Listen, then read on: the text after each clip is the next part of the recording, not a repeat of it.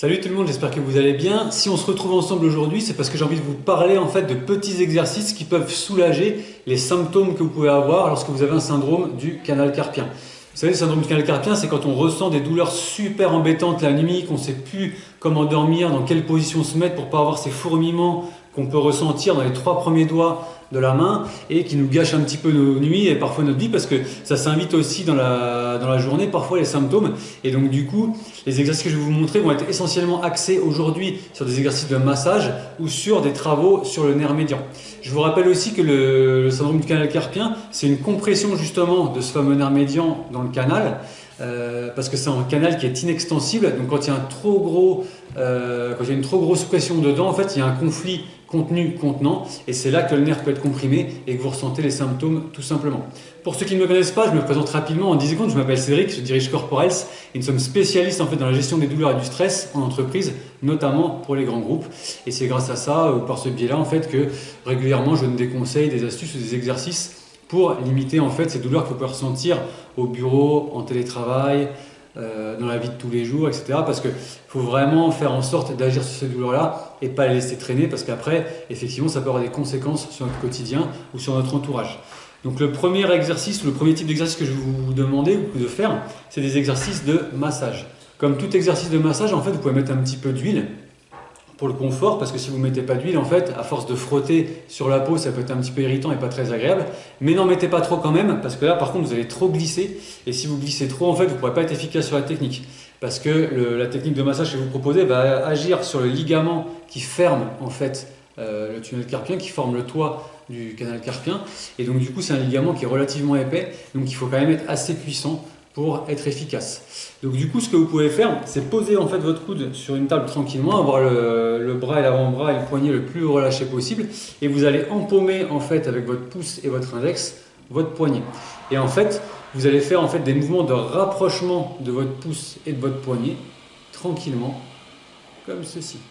Vous passez plusieurs fois, et pour un petit peu plus en fait, si vous voulez, de puissance, vous pouvez très bien faire une extension de poignet en même temps que vous faites ce petit mouvement en fait de pince et de rapprochement pouce index.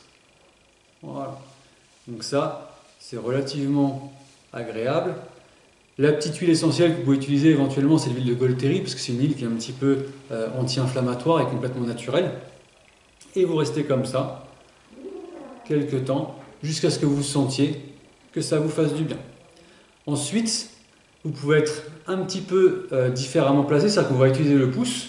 Je vous rappelle que le ligament il se situe vraiment sur les 2 rangées en fait, de votre poignet et vous allez masser en fait, transversalement votre ligament avec votre pouce.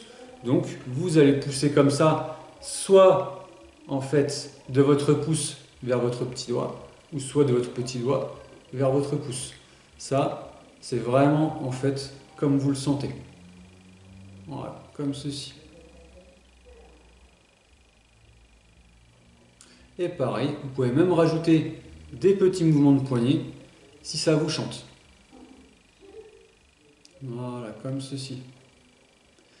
Ensuite, maintenant, ce qu'on va faire, on peut drainer en fait un petit peu l'œdème, parce que je vous rappelle en fait que l'œdème, lorsqu'il gonfle au sein du tunnel et que ce tunnel est donc inextensible, il peut être compressif sur le nerf, donc on va essayer de le drainer pour qu'il y ait le moins de compression possible à ce niveau-là. Donc là en fait c'est pareil, c'est super simple, vous prenez votre poing, vous le fermez et en fait avec votre poing, vous passez en appui le long de votre avant-bras et cette fois-ci ça va être longitudinal, vraiment dans le sens de votre avant-bras. Voilà. Et vous passez comme ceci, plusieurs fois. N'ayez pas peur d'être assez puissant. Respectez toujours la règle de la non-douleur quand même, mais n'ayez pas peur d'être assez puissant.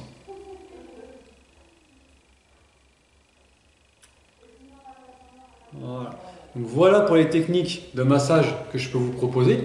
Maintenant, on va s'intéresser un petit peu à notre structure, qui est directement en fait le principal concerné, c'est le nerf. Donc en fait, ce qu'il faut faire, si vous voulez, on va essayer déjà de repérer un petit peu le nerf. Donc pour le repérer, c'est relativement simple. Vous mettez en opposition en fait votre 5e doigt et votre 1er doigt. Voilà, comme ceci.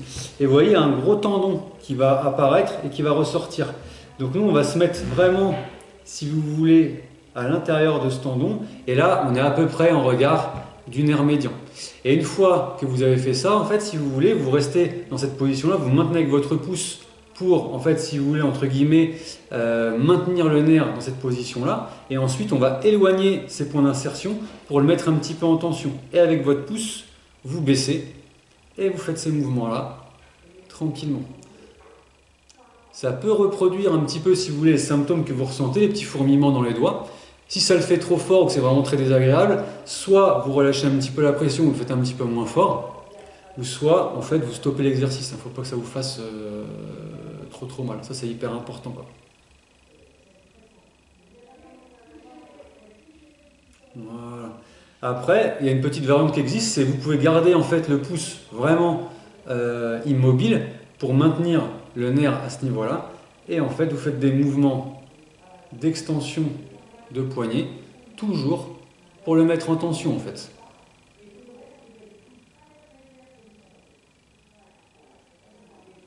Voilà. Et il y a un troisième exercice en fait qui existe qui s'appelle un mouvement de triple flexion. Donc c'est-à-dire qu'il faut mettre en flexion votre coude, en flexion votre poignet et vos doigts. Et en fait, si vous voulez, avec votre pouce, vous allez tirer encore une fois transversalement sur le nerf. Donc vous repérez encore le petit tendon comme je vous ai dit avec cette méthode-là. Vous vous placez en dedans du tendon. La triple flexion, vous détendez. Et vous, je vous mets comme ça pour que vous voyez bien, vous frottez comme ça avec votre pouce.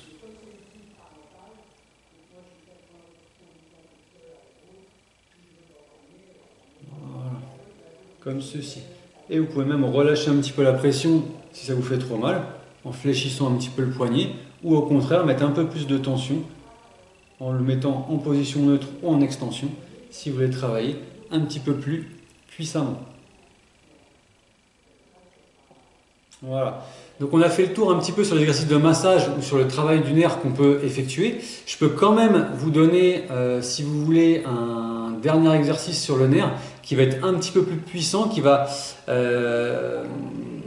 consister en fait à faire un peu glisser le nerf dans sa gaine et à limiter un petit peu les adhérences. Donc en fait, ce qu'il faut faire, c'est avoir l'épaule la plus relâchée possible. Vous allez ensuite tendre le bras, le placer un petit peu vers l'arrière, déplier vos doigts comme ceci et incliner votre tête sur le côté. Et une fois que vous avez fait ça, vous faites des mouvements d'extension du poignet en gardant les doigts en fait bien tendus. Vous ramenez comme ceci en penchant la tête et vous faites vos mouvements d'extension du bras. Ne restez pas comme ça en extension du poignet trop longtemps parce que dans ces cas-là, la mise en tension est trop puissante et vous pouvez faire des choses qui ne sont pas terribles pour votre nerf. Vous pouvez maintenir la position comme ça 3-4 secondes, mais après vous relâchez et vous refaites ce mouvement de va-et-vient d'extension du poignet, bras tendu. Et là, vous allez vraiment permettre au nerf de bien coulisser un petit peu dans sa gaine, de lui redonner du mouvement. Et ça, c'est un exercice qui peut être vraiment hyper intéressant. C'est pour ça que je vous le donne, même s'il est un petit peu plus puissant, mais au moins vous l'avez, vous pouvez l'essayer. Et je vous rappelle que vous respectez toujours la règle de la non-douleur. Si ces exercices-là ne vous soulagent pas, si les symptômes augmentent, ça veut dire que vous commencez à avoir des pertes de force, que vous lâchez des objets. Si vous sentez que la petite masse musculaire qui se trouve sous votre pouce diminue par rapport à l'autre, c'est que le syndrome s'aggrave. Donc là, du coup, vous consultez votre médecin et il vous expliquera la démarche à suivre. Il faudra éventuellement passer des examens complémentaires et il vous donnera un traitement médical un peu plus classique. C'est-à-dire en fait qu'il procédera en fait à une orthèse. Une orthèse, en fait, si vous voulez, c'est une espèce d'attelle que vous pouvez porter en fait la nuit pour diminuer les symptômes. Il pourra vous faire aussi des infiltrations si les symptômes ne passent pas, et éventuellement des examens complémentaires comme des électromyogrammes qui vont mesurer en fait la conduction nerveuse de votre nerf. Et si elle est vraiment trop faible, dans ces cas-là et que le traitement ne marche pas, on peut éventuellement passer à la chirurgie. Et là c'est pareil, j'ai fait une vidéo sur le sujet, sur les deux sujets d'ailleurs, sur le traitement médical classique et sur la chirurgie, que vous pouvez consulter aussi. C'est toujours très intéressant d'avoir toutes les informations en main, et surtout n'hésitez pas non plus à demander des conseils justement par rapport à ça, soit justement au chirurgien que vous devez rencontrer si l'opération est envisagée, ou soit à votre médecin traitant qui vous connaît bien et qui pourra justement vous expliquer un petit peu tous ces paramètres-là. Voilà, donc cette fois-ci on a vraiment fait le tour. J'espère que la vidéo vous aura plu. N'hésitez pas en fait à la partager si vous pensez qu'elle peut aider des personnes de votre entourage, à liker, à commenter si vous avez été victime de ce genre de symptômes, comment vous en êtes sorti, qu'est-ce que vous avez fait, comment ça ça a évolué pour vous. Voilà, c'est toujours intéressant de pouvoir confronter un petit peu les différents avis et d'engranger un petit peu d'expérience grâce aux autres. Voilà, et surtout, en attendant, prenez soin de vous, vous le méritez. Je vous dis à bientôt.